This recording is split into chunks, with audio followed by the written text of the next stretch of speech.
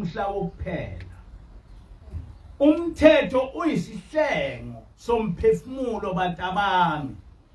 Hayi noma imuphi.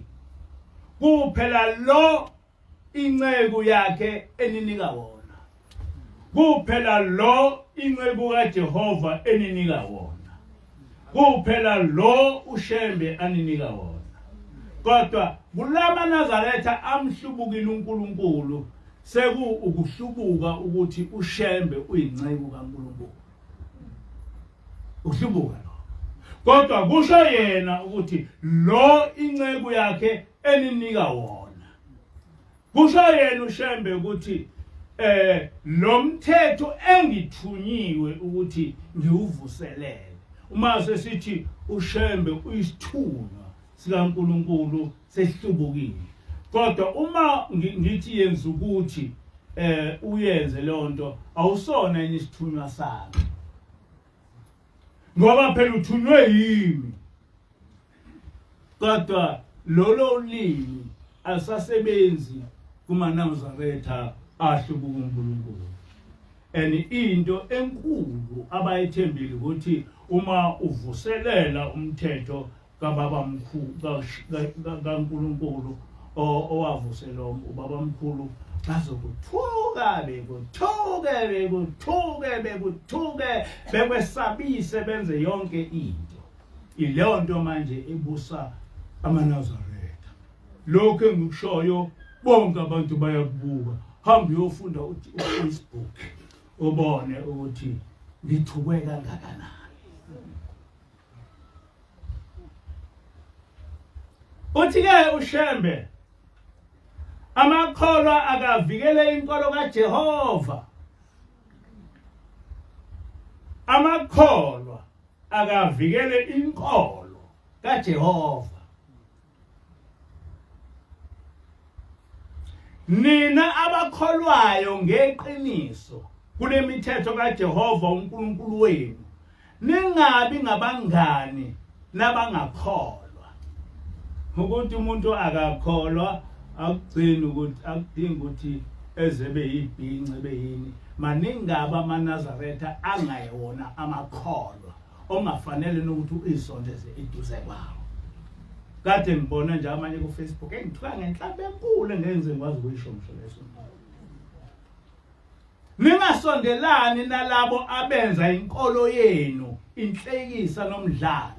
Njengoba le nkolo esiyikuyona njena yenziwa inhlekiso kuma Nazaretha. Yesabani uJehova kanye nezithunywa zakhe zonke. Sifundiswa ushembe ukuthi asimesabe uJehova nezithunywa zakhe zonke. Kodwa uma sekukhulunywa mina ngikhuluma ulimi olungaziwa ngihlubuka.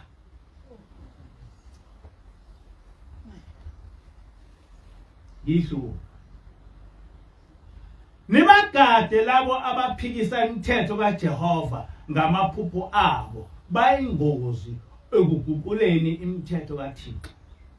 Yes. Sonke isikhathi ingilosi yasifundisa kakhulu ngendaba yamaphupho. Yathi ungalivumi iphupho elizoshintsha umthetho kaJehova. Namangayi. Yo. Kodwa nangu baba mkhulu usho njalo. Kodwa uthi futhi ubaba uma besihlasela sizivikele. Uma besihlasela sizivikele. Nangu baba mkhulu. Ninjengezimvu phakathi kwezimpisi. Ngakho hlakaniphani njengezinyoka nibe mnene njengamajuba. Kepha ningalungi kuze kweqe. Ngoba nizosuke nivumele abahlubuki babuse enkolweni kaJehova. Niyamuzwa mkhulu uthi uma silunga kakhulu sizovumela lamaNazaretha angabahlubuki ukuba kube wona abusayo enkolweni kaJehova. Kadesho umshumayeli uthi uyawuthi mawuthi batshela umthetho kaNkuluNkulu ukuthi ayihambi kanjena ethi sibaningi. Sibaningi. Ngakho kufanele thina sesabe ukubatshela ngomthetho kaJehova ngoba baningi. Kumeleni unqabe okunqatshiwe emthethweni kaJehova. Nikuchithe impela ningabuvume. Ningakhohlwa uma senibabonisile kepha bona beqhubeke benze inhlekisa inkolo kaJehova. Khumbulani umthetho othi iso ngeso. Ngaso sonke isikhathi uma amaNazaretha ahlubukile sibatshela umthetho kaJehova basenza izitha besibize ngamahlubuka besho yonke into ngoba befuna ukuthi sesabe ukukhuluma ngendaba kaNkulunkulu. Uma benishaya ngempama baphenduleni ngezinqindi ezilishumi. Kepha ningakhohlwa izixwayiso ezafundiswa nguJesu ngaphambi kokuphindisela. Kuhle kufela inkolo ngoba labo abanjalo ababe besalinda ndawo baqonda ngqo eparadise. Ngithena kulesi sihloko salenkolo yanamhlanje ungakuyeki ukukholwa ngokwesatshiswa. Uthike lapha ushembe kuhle ukufela inkolo ngoba labo abanjalo ababe besalinda ndawo baqonda ngqo eparadise. Ingilosi ifike yasifundisa ukuthi asithandazele ukuthi uma sifa siqonde ngqo ezulwini. Ngamanye amazwi lento besifundiswa ingilosi ukuthi kukhona ukuthi ufe uqonde ngqo ezulwini ikhona. Abantu abalokhuza abafela inkolo abayindawo bathi befa bebe beqonda ngqo ezulwini. uNkulunkulu balungiselele indawo ngakwesokunene sakhe. Nangizwe ukuthi amen. Namuzwe ushembuthi. Amen. Ukuthi uma simela inkolo kaJehova noma bengasibulala kodwa sosuka lapha siqonde ngqo ezulwini ngoba uNkulunkulu usibekele indawo ngasokunene sakhe. Uyaqhubeka ke ushembe uthi kufanele sikhonze uNkulunkulu oyedwa. Uma ungathi ukhuluma kulokho kumaNazaretha akuthuka. Mina nje nasengiyalenga nje zonke inhlanga. Ngoba ngikhuluma iqiniso engilithunyiwe. Nithanda ukulandela labo uNkulunkulu abadukisayo ngamabomu na. Aniboni yini ukuthi balahlekile? Baphika uNkulunkulu owadala izulu nomhlaba, baphika nesithunywa sakhe. Ngeke ukholwe ukuthi amaNazaretha akasayikhuluma indaba kaMprofethi oyisithunywa sikaNkulunkulu. Kodwa uthi ubabamkhulu baphika nesithunywa sakhe uzisho yena. Ukuthi laba abantu abahlubukile asebenoNkulunkulu babo baphika uJehova ongumdali wezulu nomhlaba, baphika nesithunywa sakhe ezisho yena. Kodwa uma sengithi mina isithunywa ubabamkhulu isithunywa, sengiyothuka ngithukela ukuthi ubabamkhulu uyisithunywa. Kodwa lapha yena uthi uyisithunywa sikaJehova.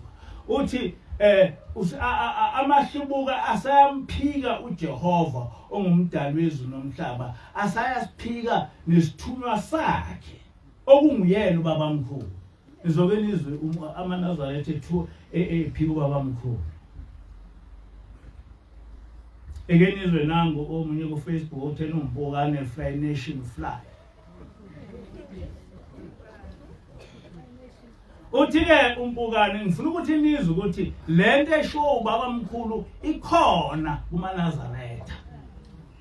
Uthi ngebhadi-ke kulalelwa ushembe osehlalweni kuleli bandla, nothi ihlubuka eliyisitha sikaShembe esibuye sizenze ushembe. Asiyilaleli imfeketo khupha kumpukane. So yonke lento ekhulunywa ubaba mkhulu imfeketo, ngoba amaNazaretha wona alalela ushembe osehlalweni.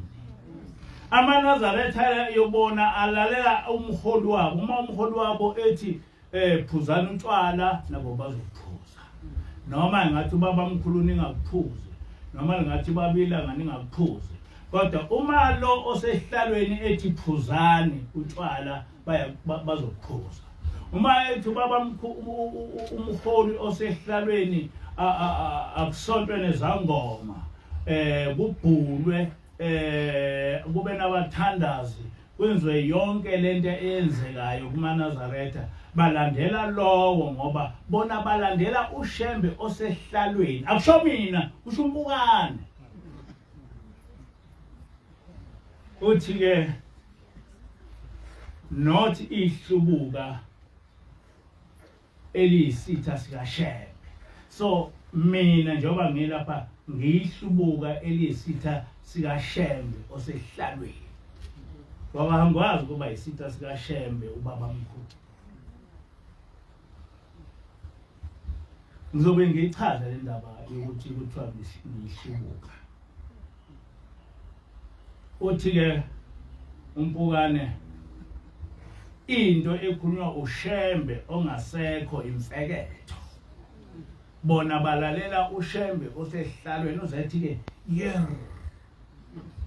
asikwazi ukulalela imfeketo kaShembe ongasekho. Mhlawumbe uyayesho ukuthi osewafa. Thina silalela ushembe osehlalweni. Uphikisa yonke lento esho ubaba mkhulu. Uma usukusho kuba sengathi uqamba amanga, kodwa nange kusho umNazaretha lo khuluma lo. Uthi-ke ubaba mkhulu singesatshiswa zinhlaba abasithuka ngazo. Ningabavumeli banithuke, banisabise, nize nifune ukushintsha iqiniso likaThixo, nilenze umdlalo, nenze nabaprofeti abaqamba imanga. Singabavumeli noma besithuka.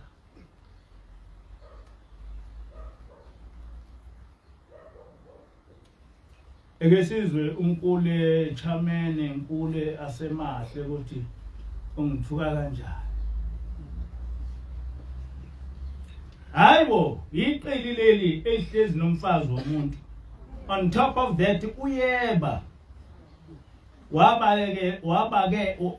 wabekelwa ukuba umvangeli, yena wabona kungcono azenze uNkulunkulu-ke. In fact udoti. Shobi uthi mina ngiyeba. Ngike ngayifuna lento ukuthi konke khona Ezulwini likhona icala ongathiwa ngake ngalenza lokweba, noma ungakubiza ngokuthi ukweba ini. Uthi-ke ngizenza uNkulunkulu. Uma ethi ngizenza uNkulunkulu akasho umdali wezulu nomhlaba, usho ukuthi ngizenza uNkulunkulu lo bona bathi uNkulunkulu. Uthi ngokuzenza uNkulunkulu ngudoti.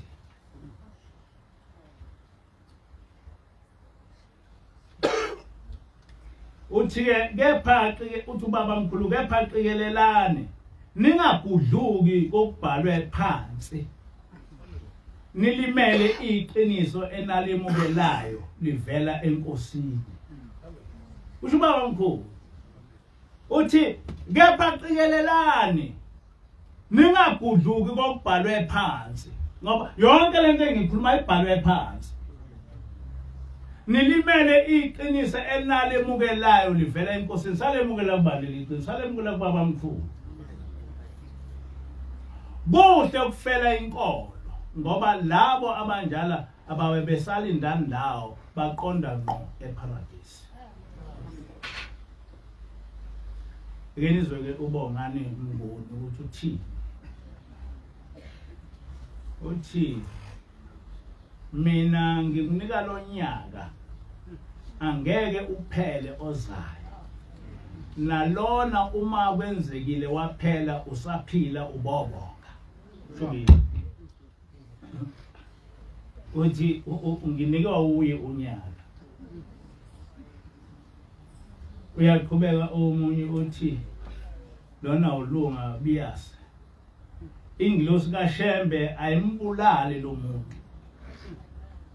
Uyisikhwenzi baba umpanza udlalile ngabantu abadinga iqiniso lokukholwa lukhulu luyeza luyanyelela. Ushama Nazareth kuthi konke lokhu kushumayele ngikushumayelayo ngidukisa abantu ngidinga ukubulawa ngoba ngidukisa abantu. Kodwa uma ungasumhlalisela lapha phansi ukuthi awuchaze ukuthi ngibadukise pha abantu eqinisweni lokukholwa. Uthi udlalile ngabantu abadinga iqiniso lokukholwa. Usho yini? Angeke esho kodwa engakwazi ukungithuka. Ngifisa ukuba nazi lento ngoba uthena ubaba mkhulu niphakathi kwempisi hlakaniphani njengamajuba oyibani mnene njengamajuba kodwa nihlakaniphe njengenyoka. Ngenkathi ubaba mkhulu esaphila emhlabeni kwaba nomhlangano wama missionaries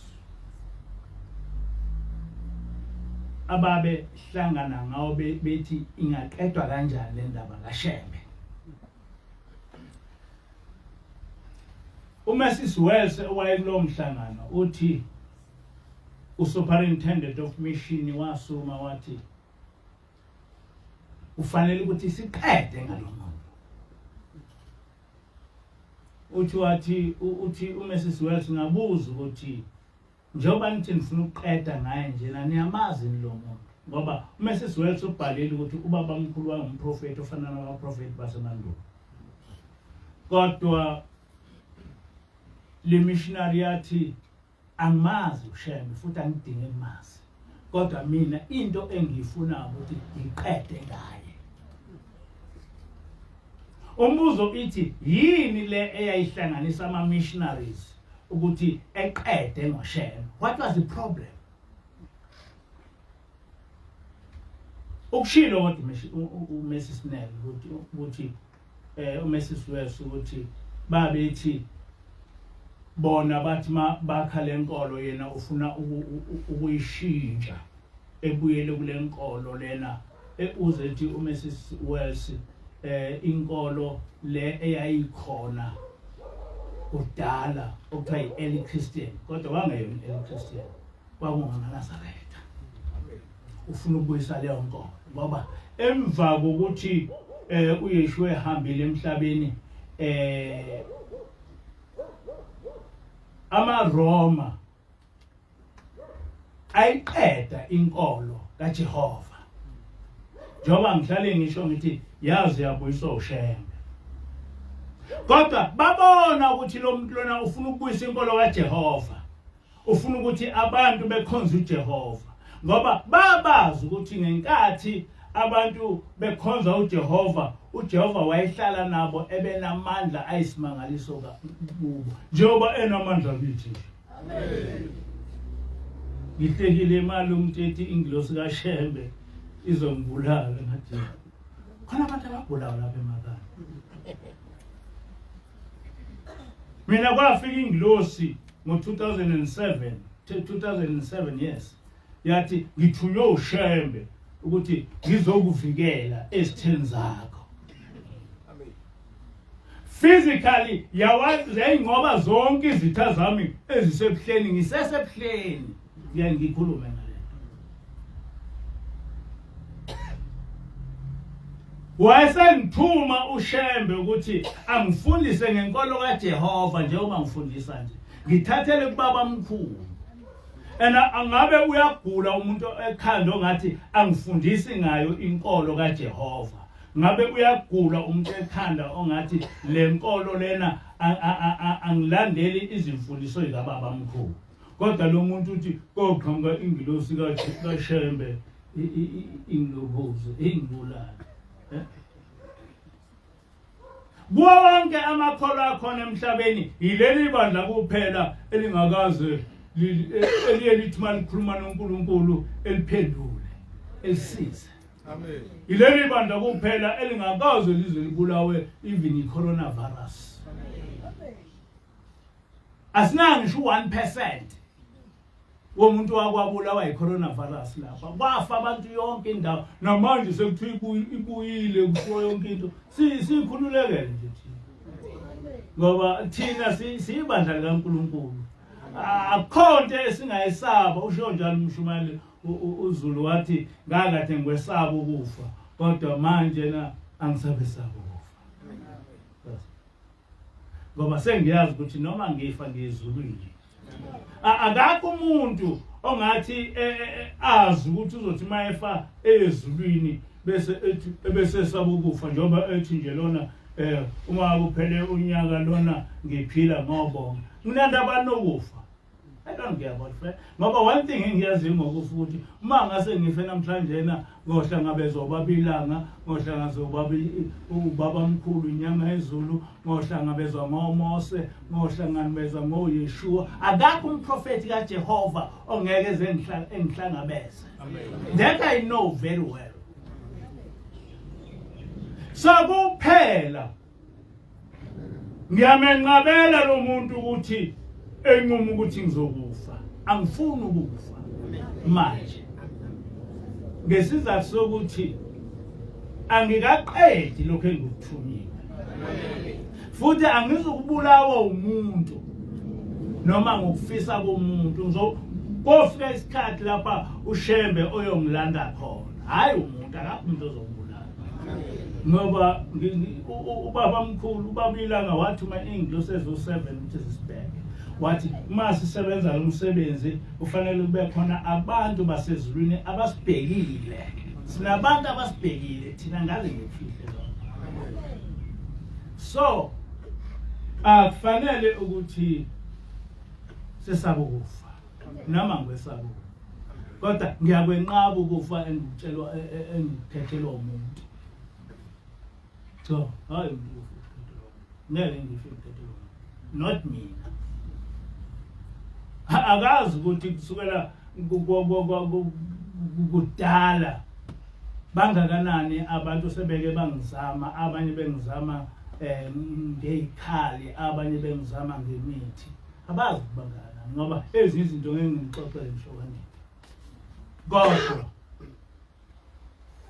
ngasho ngathi lokhu kwafika ingilosi, kwathi nalabo ababezitha zami sebethi bafuna ukungilokhuza ukungibulala, yabaqeda bonke 100%.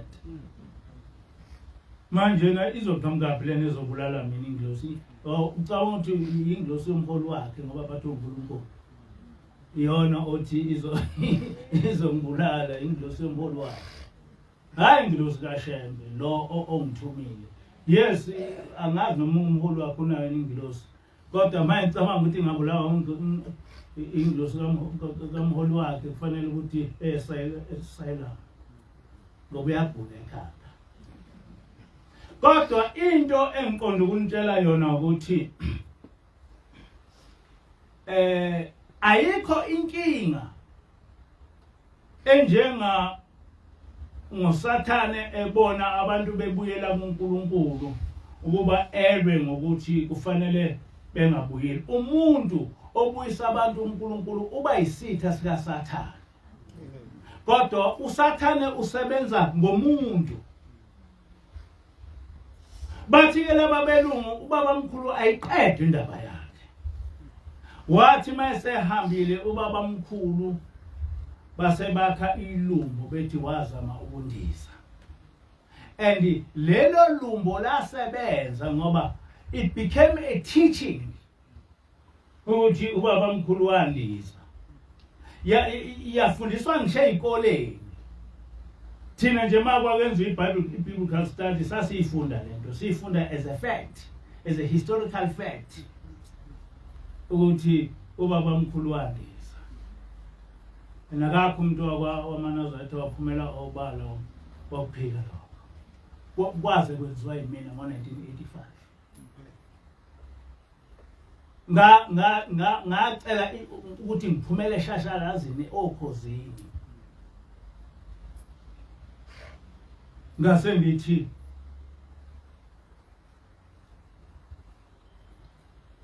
ngiphumele eshashalazini ngama ngedwa. Kwagcwala amaKristu njengoba ngigcwele nje. Ngase ngikhuluma lento. Ushembaze ukuze ezami ukundisa. Nithi wazama ukundisa enhlangakazi kanjani? Wafaka amaphiko kanjani? Ngoba ubabamkhulu wahambela eqogwaneni eRichards Bay. eRichards Bay khona intaba. Ngathi akephume obala othi le ndaba uyayazi ke sixoxele yona. Akuvelanga ngisho yedwa. Ngakho ke into uma beyakha beku character assassinate bese wena uyathula. Leyo nto aba character assassinate ngayo igcina iliqiniso. So you have got a duty noma ngabe ngiyazi ukuthi noma yini esingabachazela ngayo bawuphika. Kodwa leli bandla leli lilalelwa abantu about 15 to 20,000. Angazi noma niyakwazi. Laba bakhomentayo they are very very few. Leli bandla leli lilalelwa abantu about 15 to 20,000, even 30,000. Laba bantu about 15 to 20,000 basuke befuna ulwazi. Abanye bayangishayela incingo, abanye bengizela ama WhatsApp besho lokhu nalokhu. Kodwa bese kuqhamuka about 5 about 6 bengithuke. Kodwa u80% wabantu abaphilayo abaphilayo emakhanda noma bangamaKristu noma bangamanazaretha bayangizwa ukuthi lo muntu ukhuluma indaba kaNkulunkulu. Amen. Kodwa bese kuba khona lo 5% ongithukayo wenza yonke. Kodwa nje u80% wabantu abangizwa ngikhuluma abaphilayo emakhanda bayangizwa ukuthi ukhuluma indaba kaNkulunkulu. Kodwa uma ngabe ngihlale ngithukwa ziyadinga izinto abangithuka ngazo ukuthi ngichazele ngichaze ukuthi lento ingamanga. Ngoba abantu abawu15,000 abayazi. Ngijwayele ukuthukwa kuthiwa ngihleli nomfazi womuntu. Ngize ngikhothelwe incwadi yeSabatha kuthiwa ungayibheki nakuyibheka. So to a person onganalo ulwazi walento lento uzoyithatha ukuthi iyiqiniso. Enedelo iqiniso. Kodwa yakhiwe. Uthi uJustice Mkhwengwe uma ufuna ukuthi wakhamanga ubothatha amanga wahlanganise neqiniso bese uphinda amanga ayogcina eligqibe iqiniso bese kuba amanga aliqiniso. And that's what they always do to me. Njoba nakho nje kade kuthiwa ngiyisela kuthiwa ngudoti. Now in what way ngiyisela kanjani ngudoti kanjani noma ungambuza lo muntu ukuthi ngudoti kanjani akaze kube into eyimfihlo ukuthi umkhokheli wakwagana kwenye indawo akaze kube imfihlo. Kodwa akakho ngase ngichazela ukuthi umkhokheli wagana kanjani evenda engumZulu. Lapho ngakwazi ukubusha ukuthi kwenzeka kanjani. Akakho futhi umuntu ongangitshela ukuthi umkhokheli izinkinga zini owabhekana nazo evenda. Akakho umuntu ongangitshela. Futhi nathi ngeke sikwazi ukutshela ukusho ngoba akukho emthethweni ukuthi sikusho. Ukuthi kwenzeka kanjani ukuthi umkhokheli ethe umZulu ethola segana evenda. Ngoba akazi wayengafundele ngisho ukufunda. Kwenzeka kanjani? No one knows. Kwenzeka kanjani ukuthi eliganile lelivenda ebese ebuya izinkinga zini owabhekana nazo khona lapho akakho waziyo. Futhi angeke nize nazo ngoba ngeke nathi sisikhuluma. Ngoba uma singakhuluma mhlawumbe singathola icala. Ngafana nabantu abangasile emakhaya. Akuyona into ongayikhuluma mawuphile kahle. Kodwa into engifisa ukukhuluma ukuthi ngihlale ngithukwa kuthiwa uhleli nomfazi womuntu bese ngikhothelwa umthandazo wesabatha. Lokho ukuthi ngithukwe kuthiwa ngihleli nomfazi womuntu ngikhothela umthandazo wesabatha inhloso ukuthi ngibe character assassinated so that umuntu ongizwa ngishumayela bese ethi hayi abaprofeti banjalo laba abantu abathi ngabaprofeti laba abaprofeti bamanga. Yebo inhloso ileyo so that noma yiphi into engiyikhuluma bese ngifaniswa laba abaprofeti abahlala abanye uzokuthiwa badlwengule abanye benza ini nani nami bafuna ukungifaka lapho. Kodwa ngihlale ngisho ngithi mina lokhu ngazalwa ngisho ubaba akakaze ngishaye ngisho umama akakaze ngishaye ngisho esikoleni angikaze ngishawe ngisho high primary ngisho high school ngisho ngisebenza angikaze ngithethise mina nje empilweni yami angikaze ngime phambi komuntu ethi ukuthi ukwenzeleni. It's something engayazi ukuthi isho kanjani angazi inhloko ngasho ukuthi mina angaze mina ngishawe futhi angaze ngimshaye umuntu. Angeke ngithi ngiyakwazi ukushaya umuntu ngoba angaze ngimshaye. Ngikhuluma iqiniso angikwazi ngisho ingane yami angaze ngishaye angikwazi ukushaya umuntu. Kodwa futhi mina angaze ngibe necala. Into nje eyicala ngikaze empilweni yami yonke. Noma ngabe kusemsebenzini noma kusesikoleni noma kusesontweni ngisho ebandleni lamaNazaretha njengoba ngidala nje angaze ngibe necala nje ngihlaliswe ukukhulunywe icala lami into engekho la. Mina mhla ngidiscover ukuthi kufanele ukuthi ngidane umkhokheli ngazihambela mina personally ngaya kubaba uThixo ngafike ngamchazela ngathi baba kukhona into enje mina ngithumelanga mfundisi angithumelanga abani ngazihambela mina ubaba uThixo ngangimejwayele ngakhuluma naye baba khona into enje wangilalela. Ubaba uThixo wabiza inkosi uDube wathi inkosi uDube thatha lolu daba olubika umvangeli ulise kubafundisi belidingide bese belibona ukuthi bengalwenza njani. Ngangikwenza lokho ngoba ngazi ukuthi ngingumvangeli futhi ngizogana umuntu owumkhokheli. Izitha zami zizosizakala. Inkosi uDube yabiza abafundisi. Kulabo bafundisi kwakukhona umfundisi uButhelezi engangingaphansi kwakhe emlindweni. Ngicabanga ukuthi nomfundisi uKhumalo engangingaphansi kwakhe elokhuzeni eNewcastle. Kukhona umfundisi uKhanyi namanje osekhona umkhokheli owayengaphansi kwakhe. Ngenkathi bedikida lolu daba ngangingekho ngoba sasingekho isidingo sami ngoba ngangabekwe ecala. Mina ngithena abalidingide lolu daba belibone lona ngothatha lokho abangitshela khona ukuthi angikwenze. Laba abafundisi babuya bathi esesidingidile lolu daba sibona ukuthi kufanele ukuthi umkhokheli ekugane. Bahamba lo ndaba yasiwa kubaba uThixo. Ebuhleni ngahlanganiswa phakathi ebuhleni ngo-2007. Ngo-2008 ngashadiswa amaNazaretha, ngashadiswa umfundisi uLokhuzwa lo seshonile uNgema.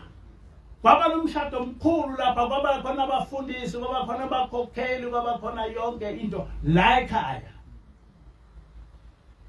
Noma ngaveza iLokhuza ithombe ngicabanga ukuthi ngiveze ngisho ku Facebook lapha engangisina khona la ekhaya nomkhokheli sina khona la ekhaya. Ubaba uThimo wathuma inkosi uDube ukuthi izochaza ukuthi kungani mina ngingumvangeli ngishade nomkhokheli.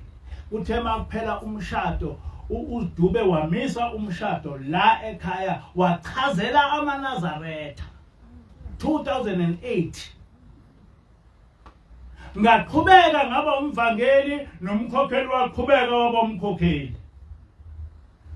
Ngiphume ebuhleni ngo-2010. Uma sengiphume ebuhleni ngo-2010 senginecala.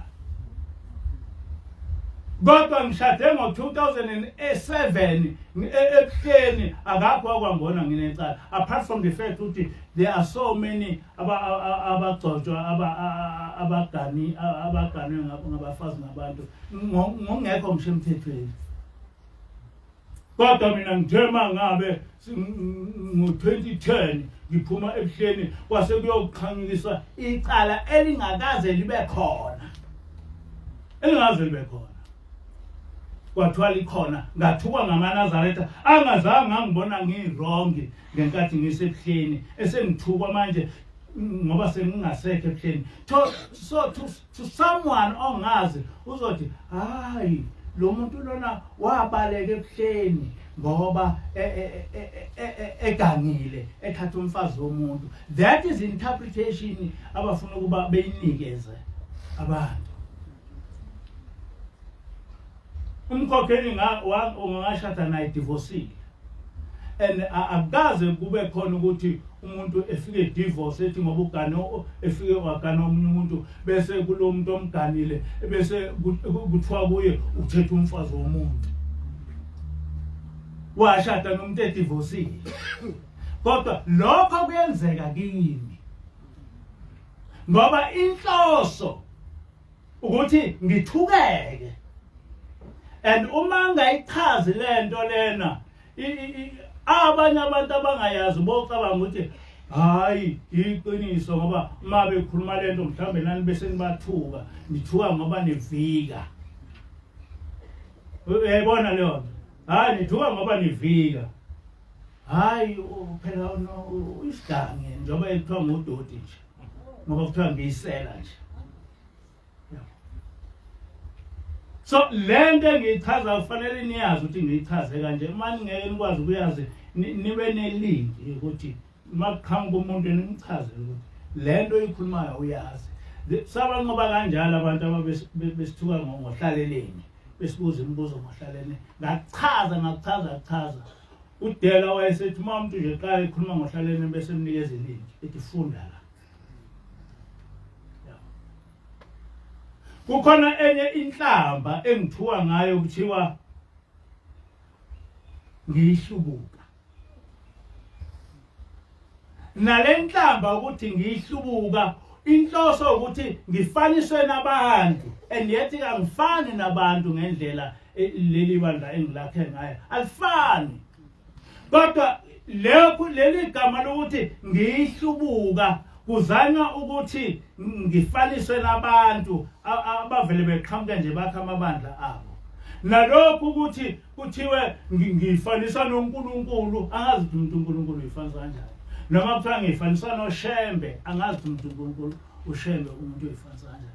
Kodwa inhloso is to character assassinate me so that lento uNkulunkulu ongithume yona ingaphumeleli. Inkinga hayi ukuthi mina noma na ungayiqala uyenze lento nawo bokuthuka nje obungithuka. Ngoba the problem is not about you. The problem is about what you preach. Yabo. Njengoba ngifa noqhubeka eshumayele nawe uyothuka kanje. Because the problem is not about me noma kwenziwa sengathi yimi. Kodwa is about what you preach. Afanele ukuthi ushumayele lento.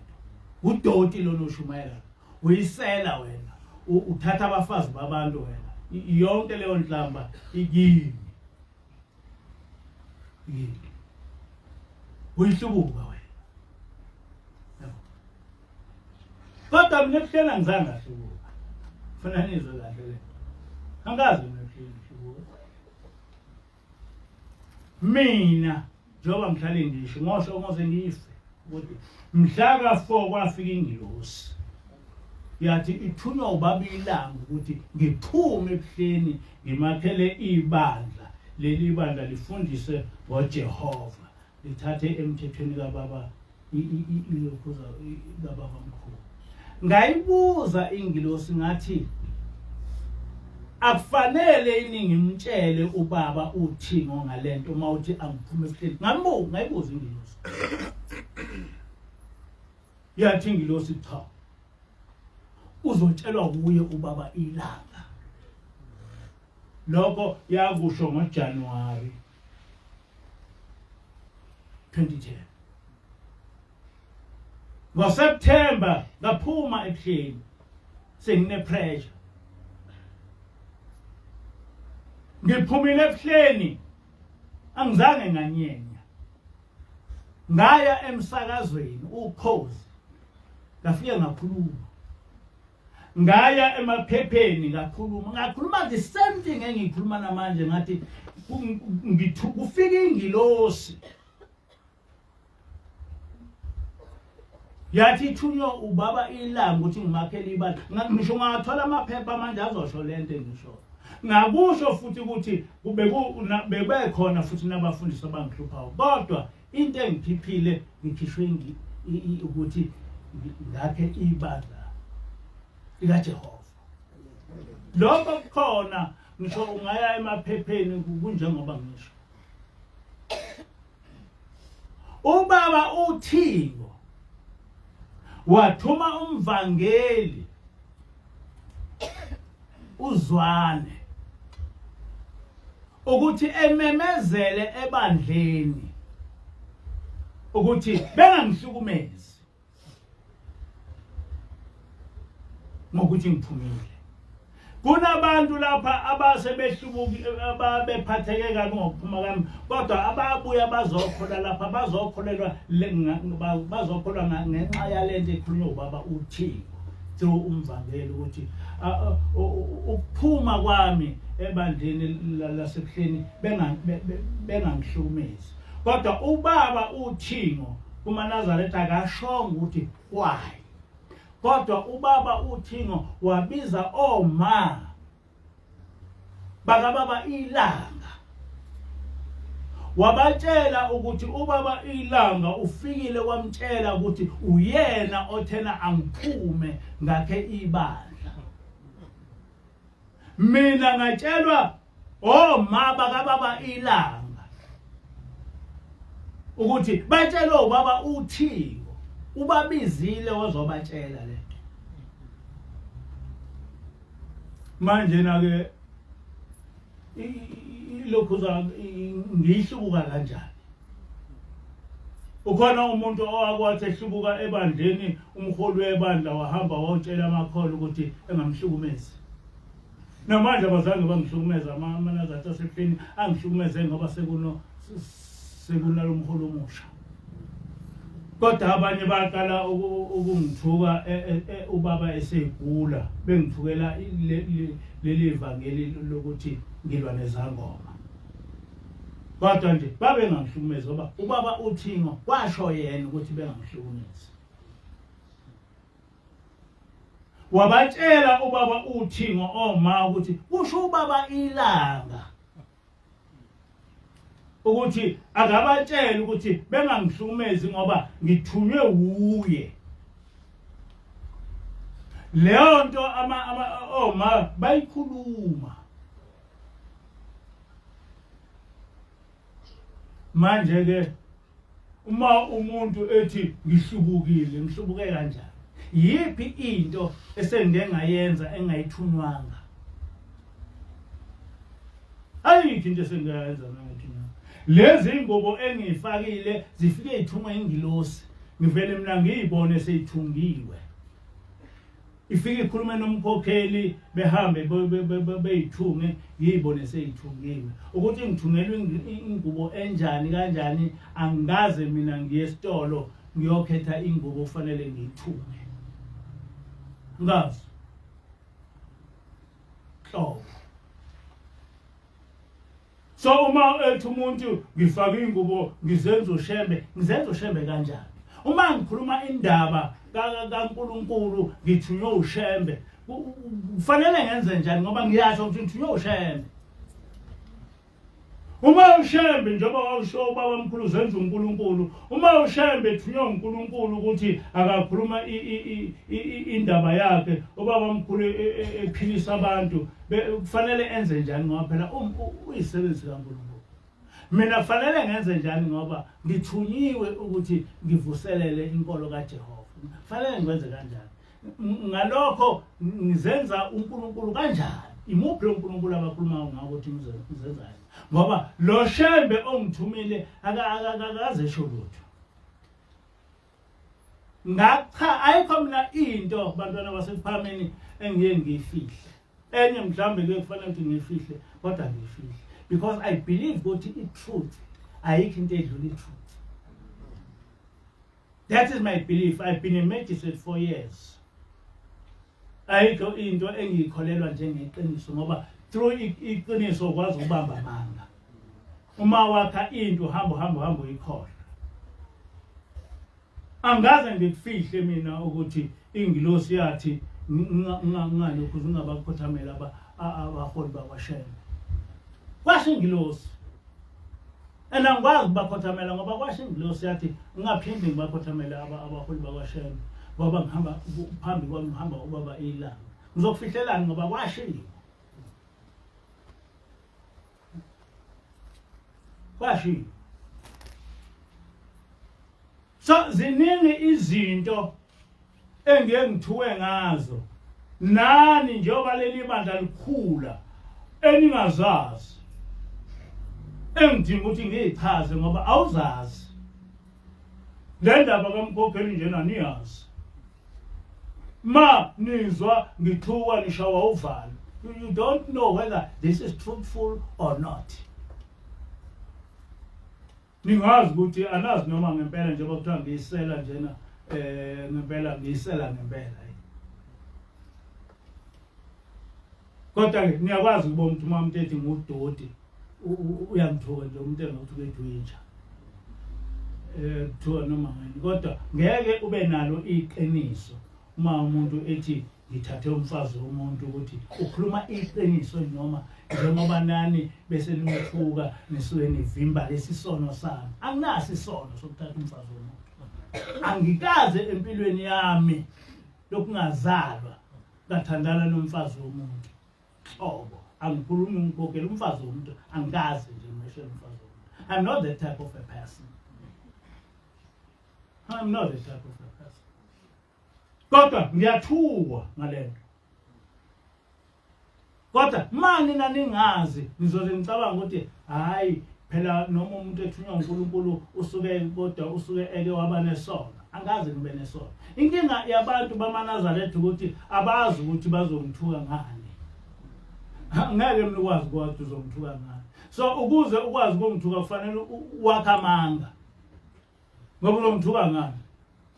Njoba ngisho nje ngithi uzothi ngenzeni? Akukho nto mina ongangithuka ngayo. Noma uma uzongithuka kufanele into ongithuka ngayo uyakhe.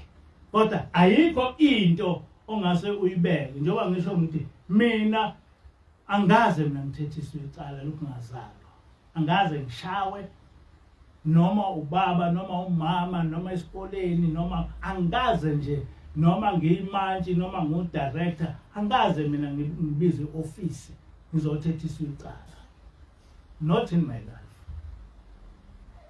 Kodwa manje njengoba uNkulunkulu sengithumile ukuthi ngimakhele ibandla sengibizwa ngomuntu othatha abafazi babantu sengibizwa ngesela sengibizwa ngodoti. Really igama ethi udoti lifanele mina kanjani? Ngiwudoti kanjani? But lezi zinto ngiyayikhuluma ngoba abantu abaningi lapha bafunda ama-Facebook. And they don't know ukuthi abantu lapha bangithuka kanjani. Bayazi abafunda ama-Facebook ukuthi ngithuka kanjani. But ubaba mkhulu unginikeza isibindi. Nani futhi uninikeza isibindi. Ukuthi singahlehli emuva ngoba umsebenzi kaNkulunkulu. Futhi singabesabi laba bantu. Singabesabi. Vangeli hlabelele 131 ngendlela ejwayelekile. Inkosi busiphamba.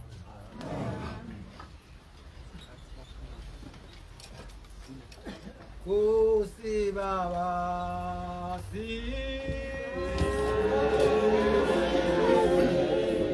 sizafukamela